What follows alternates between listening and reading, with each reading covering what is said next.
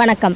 உங்களுடன் ஸ்டாலின் திட்ட முகாம் மூலயமா பார்த்தீங்கன்னா, நிறைய நபர்களுக்கு நம்ம கலைஞர் மகளிர் உரிமை தொகை நம்ம அப்ளை பண்ணிட்டுருக்கோம். இது எல்லாருக்கும் தெரிஞ்ச ஒரு விஷயம் தான். ஸோ உங்களுடன் ஸ்டாலின் பார்த்தீங்கன்னா, இந்த திட்டத்துக்கான கேம்ப் ஆங்காங்கே நடத்தப்பட்டு வந்துட்டுருக்கு. ஸோ இந்த இடத்துல கலைஞர் மகளிர் உரிமை தொகைக்காக மட்டும் இல்லாமல் எக்ஸஸாக இன்னும் ஒரு 47 ஃப்ரீ சர்வீஸை அவங்க பண்ணி கொடுக்குறாங்க. ஸோ அதெல்லாம் என்னென்ன அப்படிங்கிறத நான் டிஸ்கிரிப்ஷனில் டீட்டெயிலாக ஒரு வீடியோ நான் போட்டிருக்கேன். லிங்க் டிஸ்கிரிப்ஷனில் இருக்குது, நீங்கள் செக் பண்ணி பார்த்துக்கோங்க. இப்போ நம்ம இந்த வீடியோவில் நம்ம மயிலாடுதுறை மாவட்டத்தில் 8ஆம் தேதி எங்கெல்லாம், அதாவது நாளைய தினம் 8ஆம் தேதி எங்கே முகாம் போடுறாங்க அப்படிங்கிறது தான் இப்போ நம்ம இந்த வீடியோவில் பார்க்க போகிறோம்.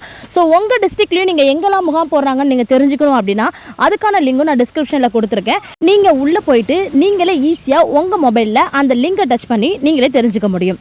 அதுக்கான வீடியோவும் நான் டிஸ்கிரிப்ஷனில் லிங்க் கொடுத்துருக்கேன். ஓகேவா? இந்த கலைஞர் மகளிர் உரிமை தொகை குறித்து உங்களுக்கு வேறு ஏதாவது டவுட் இருக்குது அப்படின்னா கண்டிப்பாக கமெண்ட் செக்ஷனில் கேளுங்க, உங்களுக்கு நான் ரிப்ளை பண்ணுறேன். ஓகேவா? இப்போ நம்ம மயிலாடுதுறை மாவட்டத்தில் எங்கெல்லாம் முகாம் போடுறாங்க நம்ம தெரிஞ்சுக்கலாம். நம்ம குத்தாலம் வட்டாரத்தில் பார்த்தீங்கன்னா பிஎம்எஸ் திருமண மண்டபம் மங்கநல்லூரில் நாளைக்கு முகாம் போடப்படுது. சீர்காழி பிளாக்கை பொறுத்த வரைக்கும் பார்த்தீங்கன்னா விகேஎஸ் திருமண மண்டபம் அண்ணன் பெருமான் கோயில் அந்த இடத்துல இன்னொரு முகாம் போடுறாங்க.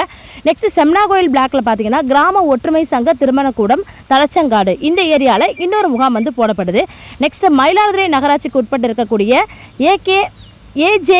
ஏஜேகே மஹால் கணபதி நகரில் இருக்குது. ஸோ இந்த ஏரியாவில் இன்னொரு முகாம் போடப்படுது. மொத்தம் 4 முகாம் 8ஆம் தேதி நம்ம மயிலாடுதுறை மாவட்டத்தில் போடுறாங்க. ஸோ இந்த டீட்டெயில்ஸ் எல்லாமே உங்கள் டிஸ்ட்ரிக்ட்டுக்கு நீங்களே ஈஸியாக தெரிஞ்சுக்கலாம். நான் ஃபர்ஸ்ட் சொன்ன மாதிரி தான் டிஸ்கிரிப்ஷனில் லிங்க் இருக்குது, அந்த லிங்க் டச் பண்ணி உள்ளே போயிட்டு நீங்கள் எப்படின்னு தெரிஞ்சுக்கோங்க. அதே போல் ஆல்ரெடி அப்ளை பண்ண பர்சனாக நீங்கள் இருக்கீங்க அப்படின்னா உங்களுடைய விண்ணப்பம் என்ன நிலையில் இருக்குது அப்படிங்கிறத நீங்கள் தெரிஞ்சுக்கிறதுக்கு கவர்மெண்ட் சைட்லேருந்தே ஒரு வெப்சைட் கொடுத்துருக்காங்க. ஸோ நான் அதை பற்றியுமே நான் டீட்டெயிலாக எக்ஸ்பிளைன் பண்ணி ஒரு வீடியோ நான் போட்டிருக்கேன். இப்போதைக்கு யாருக்குமே அதில் ஷோ ஆகாது, நத்திங் டு டிஸ்பிளே அப்படின்னு சொல்லி தான் வரும். ஸோ அவங்க முதற்கட்ட அந்த 45 நாள் முடிஞ்ச ஃபர்ஸ்ட் செட் ஆஃப் பீப்புள் இருக்காங்க இல்லையா, அவங்களுக்கு அவங்க என்ன பண்ணுறாங்கன்னா பரிசீலனையில் இருக்குது அப்படின்னு சொல்லி இப்போ கரண்ட் வரைக்கும் சொல்லிட்டு இருக்காங்க, பரிசீலிச்சுட்டு இருக்கேன் அப்படிங்கிற மாதிரி சொல்லிட்டு இருக்காங்க. ஸோ அது கம்ப்ளீட் ஆனதுக்கப்புறம் பார்த்தீங்கன்னா உங்களுக்கு அந்த டிஸ்பிளே டு சேவ் அந்த இடத்துல உங்களுக்கு ஷோ பண்ணுவாங்க. அப்போ நீங்கள் பார்த்து தெரிஞ்சுக்க முடியும். ஸோ யாருக்கு ஃபர்ஸ்ட்டு ஷோ பண்ணாலுமே எனக்கு மெசேஜ் வரும். அது மாதிரி நான் மெசேஜ் வாங்கிட்டு நான் உங்களுக்கு கண்டிப்பாக அதுக்கு நான் ஒரு இன்ஃபர்மேஷன் நான் கொடுக்குறேன்.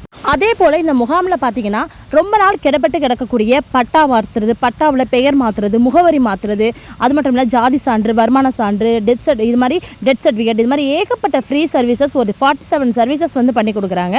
ஸோ அதை பற்றின அதாவது இந்த சர்வீஸை நீங்கள் போகும்போது நிறைய துறைகளுக்கான அந்த போஸ்ட் ஒட்டியிருப்பாங்க இல்லையா, அதில் எந்த டிபார்ட்மெண்ட்டில் போயிட்டு எந்த சர்வீஸ்க்கு நம்ம அணுகி போகணும் அப்படிங்கிறத முதற்கொண்டு நான் வீடியோஸ் போட்டிருக்கேன். உங்களுக்கு ஏதாவது டவுட் இருந்துச்சுன்னா எனக்கு கமெண்ட்டில் கேளுங்க, உங்களுக்கு நான் ரிப்ளை பண்ணுறேன். ஓகேவா? நன்றி.